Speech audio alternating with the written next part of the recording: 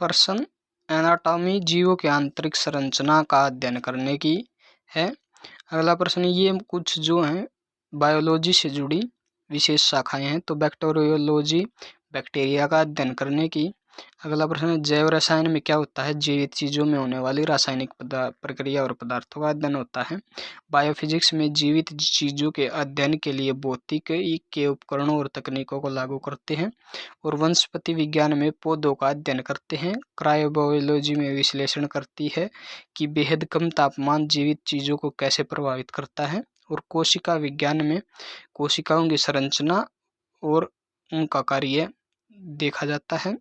और अगला है पारिस्थितिक यानी बायोलॉजी, इसमें जीवित चीजों और पर्यावरण के बीच संबंध। अगला प्रश्न, ऊतक विज्ञान में ऊतकों का अध्ययन किया जाता है। बोर्ण विज्ञान किससे संबंधित है? तो ये जो है निषेचन के माध्यम से पौधों और जानवरों का निर्माण और विकास जब तक वे स्वतंत्र जीव नहीं बन जाते, उसका अध्ययन करना है। अगला प्रश्न, महामारी विज्ञान आबादी के स्वास्थ्य और बीमारी को प्रभावित करने वाले कारकों का अध्ययन। अगला प्रश्न है कीट विज्ञान, जो कीटों का अध्ययन करना। नेक्स्ट है एथोलॉजी, जिसमें प्राकृतिक परिस्थितियों में पशु व्यवहार का अध्ययन किया जाता है। और इचेटोथोलॉजी, जिसमें मछली का अध्ययन किया जाता है। और अनुवांशिकी, इसमें जीन और वंशाक्रम का अध्ययन किया जाता है। और अगला है विकासवादी जीव विज्ञान, जिसमें जीवों के विकास का अध्ययन किया जाता है। इम्यूनोलॉजी में रोगों और विदेशी पदार्थों के खिलाफ शरीर की रक्षा तंत्र का अध्ययन होता है। और लिमानोलॉजी में ताजे पानी में शरीर और उनमें पाए जाने वाले जीवों का अध्ययन होता है। और समुद्री जीव विज्ञान में समुद्री जीवन की जांच होती है। अगला प्रश्न, चिकित्सा में विज्ञान और उपचार की कला होती है चिकित्सा। और सूक्ष्म जीव विज्ञान सूक्ष्म जीवों का अध्ययन होता है।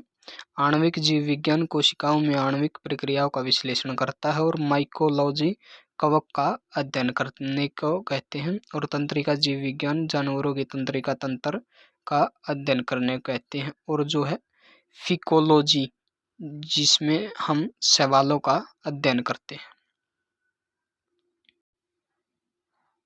प्रश्न है, कोशिका विभाजन को प्रेरित करने वाला पादप हार्मोन है, तो ये है साइटोकाइनेसिस। अगला प्रश्न है, जब एक फूल में दोनों लिंग अनुपस्थित होते हैं या एक क्रियाशील होते हैं तो फूल को कैसा कहा जाता है? तो फूल को नपुंसक कहा जाता है। अगला प्रश्न है, एक विकार जो मनुष्य में वायु गुणसूत्र से जुड़ा होता है, होलेंड्रिक, क्या होगा? तो ये होगा पिता से पुत्र को ही पारित होगा। अगला प्रश्न है, कुत्ता ब्रीडिंग कुतिया को लगभग 1 किलोमीटर की दूरी से सूंघ सकता है, यह किसके कारण होता है? तो प्रजनन के दौरान कुतिया द्वारा सेक्स हार्मोन का निकलना। अगला प्रश्न, मनुष्य अपना एक्स गुणसूत्र किससे प्राप्त करता है? तो ये उसकी माँ से प्राप्त करता है। अगला प्रश्न, आरोपण के समय मानव भ्रूण क्या कहलाता है? तो ये कहलाता है भ्रूण। अगला प्रश्न, मलेरिया एक ऐसी बीमारी है जो प्रभावित करती है तिल्ली को।